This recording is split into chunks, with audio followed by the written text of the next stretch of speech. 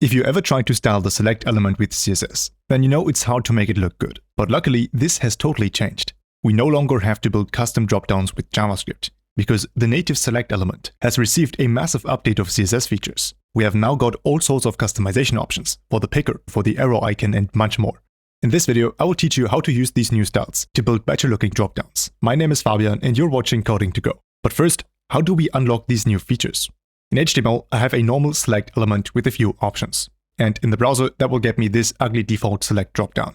But if we go to the CSS file and address the select element, we can apply appearance base select. Now, this line is incredibly important because this is what opts us into the new customizable select model. You can already see how the default version now looks different, even without having applied any other styles. Now, at this point, I should mention that this is a quite new feature, which is not supported in every browser yet. But since this only affects the styles of this element and not its functionality, it is not really a feature-breaking problem if it's not supported. It just doesn't look as good in the browsers where it doesn't work. But for transparency, I will keep two browsers on the screen for the entire video. I have Chrome, where it does work, and Firefox, where it's currently not supported. That way you can see the differences. Now let's talk about the biggest conceptual change. Traditionally, the closed field and the open dropdown were one single browser-owned piece. So if I apply a background color in the default version, both the select and the dropdown will have the same color. But if I use appearance base select, both on the select and on the picker pseudo-element, which looks like this, then both elements now use the new style set. And here, these elements are separated. That means the select represents the closed control, and the picker is the opened menu. That means any styles, like the background color, is now only applied on the select and not on the picker. And that is great because we can style it completely differently if we want to. You can style the border radius, background, padding, everything you would expect. Whereas in the old version, all of these styles are ignored, and both will use the styles of the select tag selector. Next, let's style the picker icon. That is this little arrow inside the closed select. We can target it with : picker icon. Think of this element like a simple text box, where the icon itself behaves like a text character. Which means to change the size, we use the font size property. And to change the color, we don't use background color, but color. Because this is text. If we do change the background color, you will see the box of this element. We could also add a border, a padding, and even a height and width to use all the properties of the box model. So you can see you have a lot of options for this picker icon. But let's remove these ugly styles and focus on what actually matters. When I changed the font size of this icon, you can see that it moved up a little, because the text is aligned at the start of its box. And as you know from normal text, we can use text align for horizontal alignment and align content for vertical alignment. So I can place it anywhere inside this box, at the start, at the end, or in the center. Now, another cool thing about this icon is that we can also animate it. You could add a keyframes animation where you rotate the element and then apply that animation to the picker icon.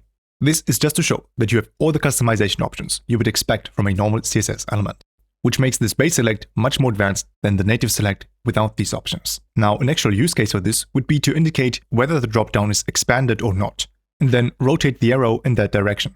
But we don't need a keyframes animation for this. So we can remove the keyframes and the animation property here, and instead, let's just use a transition.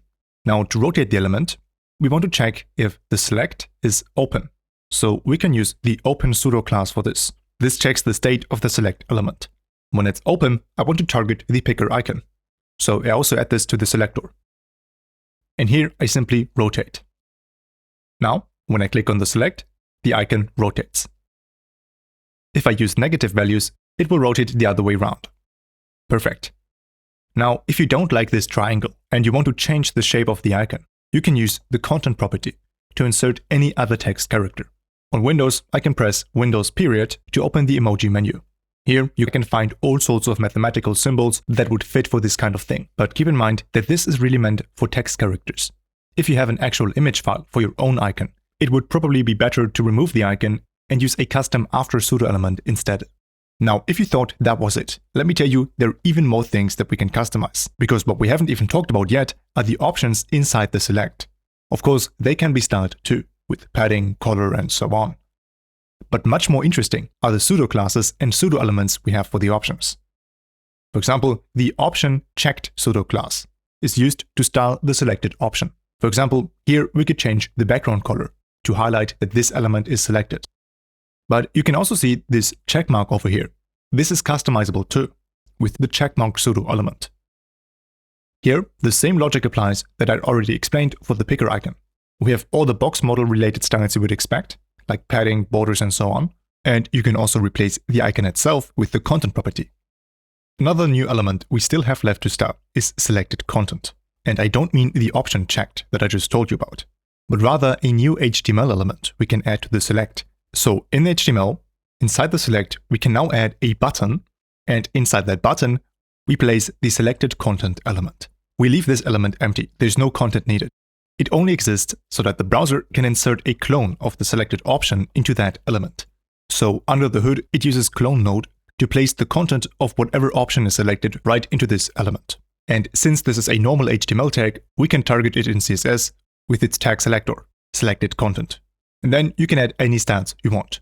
Now, if you like this kind of video, let me know in the comments what I should cover next. And click on this video to learn more about web development. My name is Fabian, and this was Coding to Go.